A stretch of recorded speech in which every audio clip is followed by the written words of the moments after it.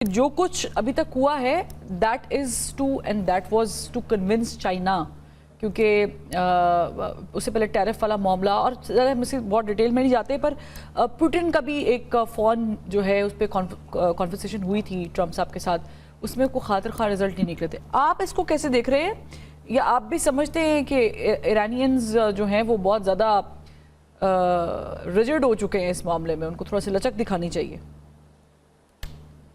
अस्सलाम वालेकुम फरवा, बहुत शुक्रिया कि आपने आज इनवाइट किया।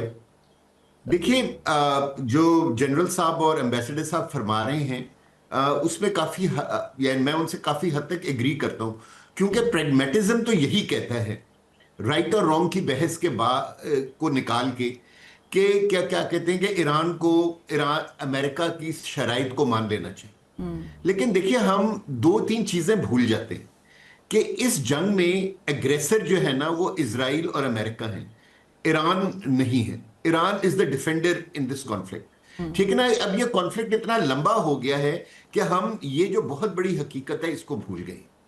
देखिए, from N Iranian point of view वो ये चाहते हैं, अगर आप जैसे आज आप उनके deputy speaker of the assembly को सुने तो वो ये कह रहे हैं कि जी कि आप हमें गारंटी दें कि जी कि आप हमारे ऊपर दोबारा अटैक नहीं करेंगे। अगर वो ये गारंटी मांग रहे हैं, वो इसलिए कि पिछले 2 साल में 3 मरतबा इजराइल ने, जब ईरान जो है वो अमेरिका के साथ नेगोशिएशंस कर रहा था, तो इजराइल ने अटैक कर दिया।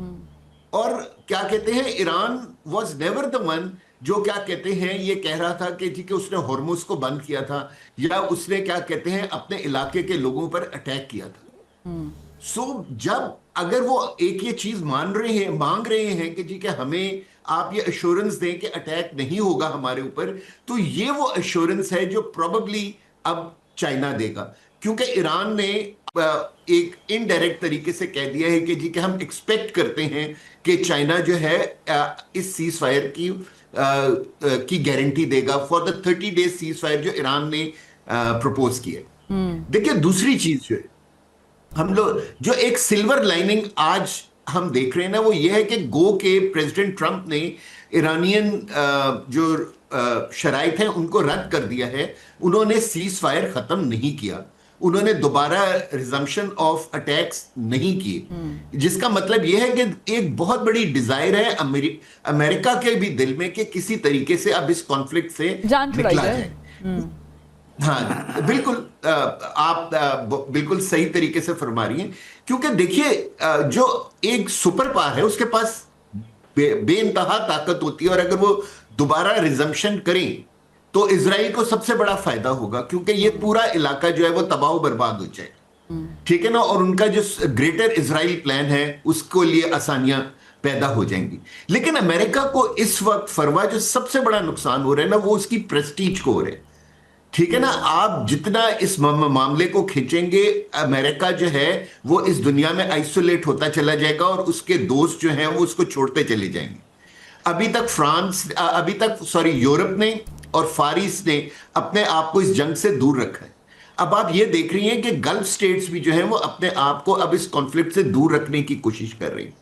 अब अब्राहम अकॉर्ड मेरे नजदीक is a dead horse now. Saudi Arabia, Qatar, जो है ओमान, ये वो कंट्रीज हैं जो अब अमेरिका को अपने बेसिस दोबारा देने के लिए तैयार नहीं हो रही। अच्छा। ये जो क्या कहते हैं जो है ना, आप कहें कि जो number 1 super power of the world को ये जो इनकार हो रहा है, ये उसका सबसे बड़ा नुकसान। क्योंकि देखिए, सुपर पावर तो वो होती है, हम उस कंट्री को सुपर पावर कहते हैं जो दुनिया के किसी भी हिस्से में जाके अपने मकासद को हासिल कर सकती है। अब ऑलमोस्ट 50 डेज हो गई, जो दुनिया की सोल सुपर पावर है वो अपना मकसद तो हासिल नहीं कर सकी। सो मेरे ख्याल जहां हम ये एक्सपेक्ट कर रहे हैं कि ईरान प्रेगमेटिक हो, मेरा ख्याल है कि पाकिस्तान जो है एक सालिस की होने की हैसियत से अमेरिका को भी ये समझा रहा है कि आप भी प्रेगमेटिक हो। It is better to finish the conflict here और wait for another day. देखिए, इस सारे कॉन्फ्लिक्ट में ये जंग तो कभी भी अमेरिका और ईरान की नहीं थी, ये तो जंग इजराइल और ईरान की थी।